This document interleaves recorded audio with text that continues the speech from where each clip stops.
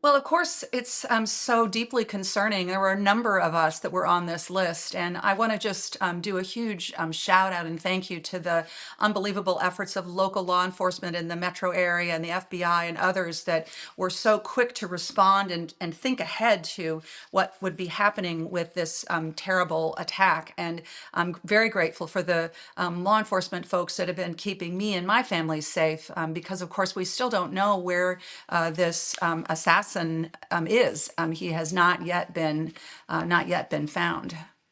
Well, I woke up at around 7:15 yesterday morning to find that I had a huge number of texts. I don't usually sleep with my phone right next to my bed, and so I immediately called Jeff LaMonaco, my chief of staff, who was glad to know that I was safe and gave me the information. The governor had reached out to me very, very early in the morning to let me know about this attack.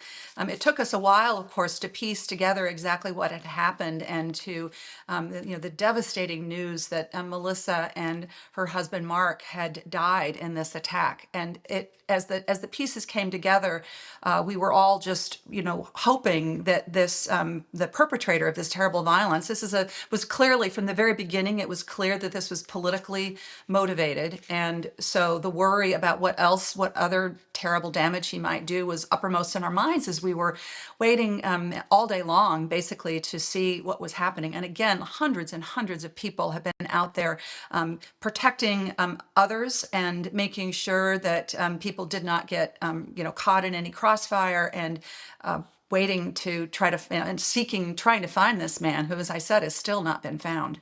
Yeah. Well, I'm very grateful for Senator Schumer taking that step to make sure that my family and I are safe. And also, I spoke with Majority Leader John Thune yesterday, who made a similar commitment.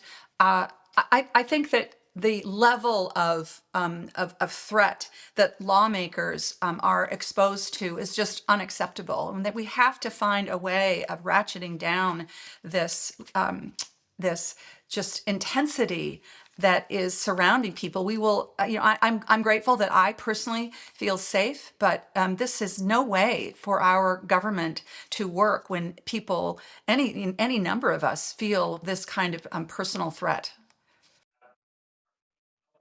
Well, I can't bear to think that it has come to that, but I think we are at a tipping point right now when we see these kinds of personal threats. It gets worse, not better. We see, I mean, what happened here and the tragedy that's happened in Minnesota is not an isolated incident. It is something that we have been seeing increasingly. And of course, it was only just a few days after my colleague Alex Padilla was literally thrown to the ground and handcuffed for showing up at a press conference. I'm not in any way conflating those two things, except to say that the level of just sort of the intensity of what lawmakers are exposed to is it just strikes me as being very dangerous. So I don't want to think that I need to have a personal security detail wherever I go, but I think we really have to look at the situation that we're in.